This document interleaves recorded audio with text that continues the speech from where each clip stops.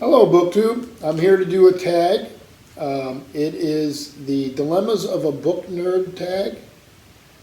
I was tagged by Jason Harrigan during what was a very humorous video. And the original tag's by Lindsay's Little Library.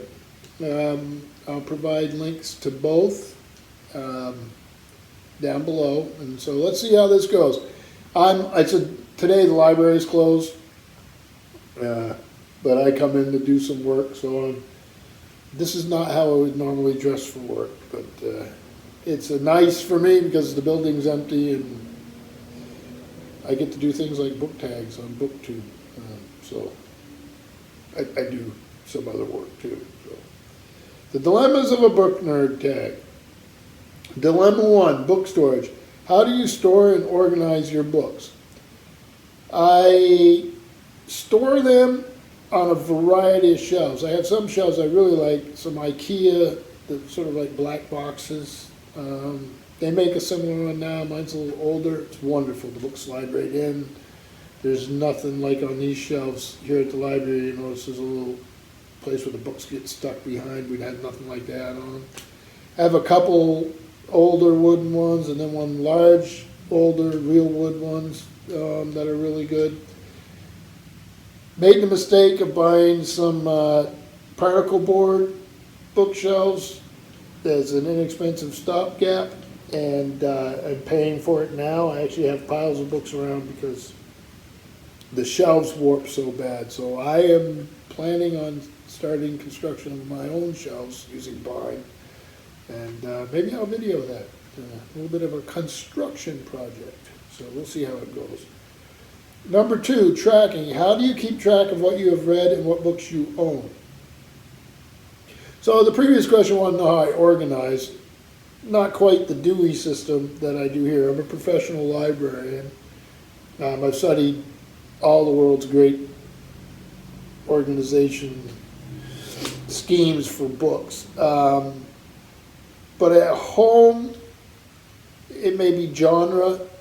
So I put all my art books with art books, but literature I probably do by country, and then time period and author. I have a big section of nautical fiction upstairs, science fiction and fantasy hanging together, thrillers. So I have a system. Right now it's in a bit of disarray again because of the bookshelves. But the second question is, how do you track them? For years, and I have a lifetime membership to library thing. It's a wonderful way to track your books. You just scan the barcode if you have them. A lot of my books don't have barcodes because they're from before those days. But I've really gotten lax with it. So many books come in that I haven't kept up, and I've let some books go too, so I'd have to redo the entire thing. So I need to get a little better at that. I tried Goodreads and stuff. I don't even put the books I read in it anymore. So I used to have a notebook, carried around everywhere I went, and then mostly for books I'm looking for and stuff like that. Dilemma number 3, borrow. Do you lend your books out? I do, and I almost always get burnt. And usually it's a book I'm excited about, so I say, well, no, I have it, and then I wish I had it. But sometimes they come back. Yeah, I do.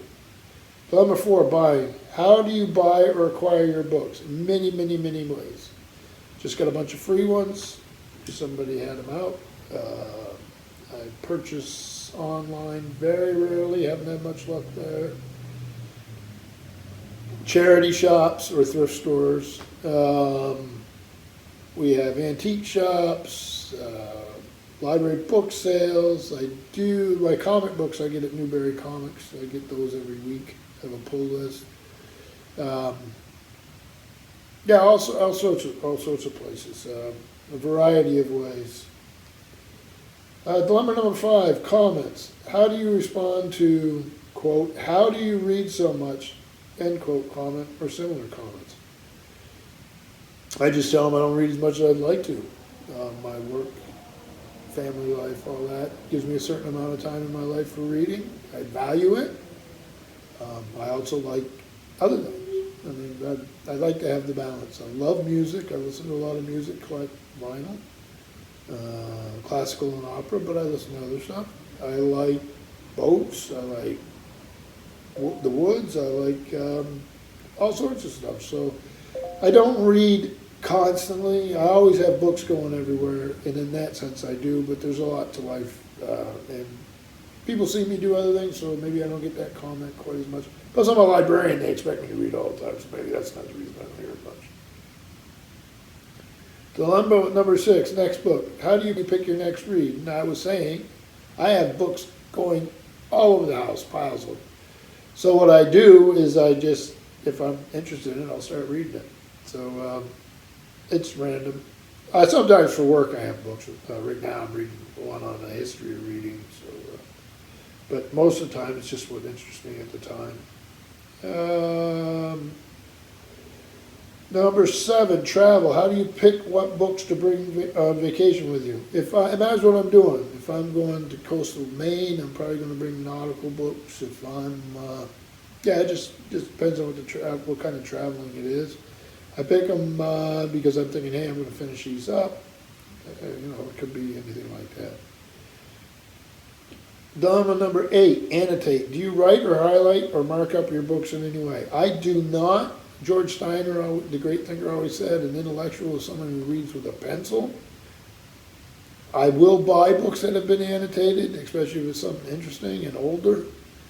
So it's not always a turn off to me. I don't really like highlighting, although occasionally if it's minimal and the book is very important, I'll live with it.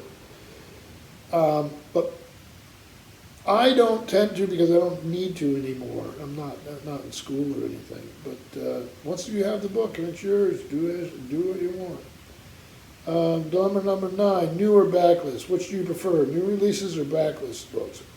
Backlist books, by far. They've just been through the test of time. It's not flash. I mean, they build a reputation over time. Being a librarian, I see books that are all the rage.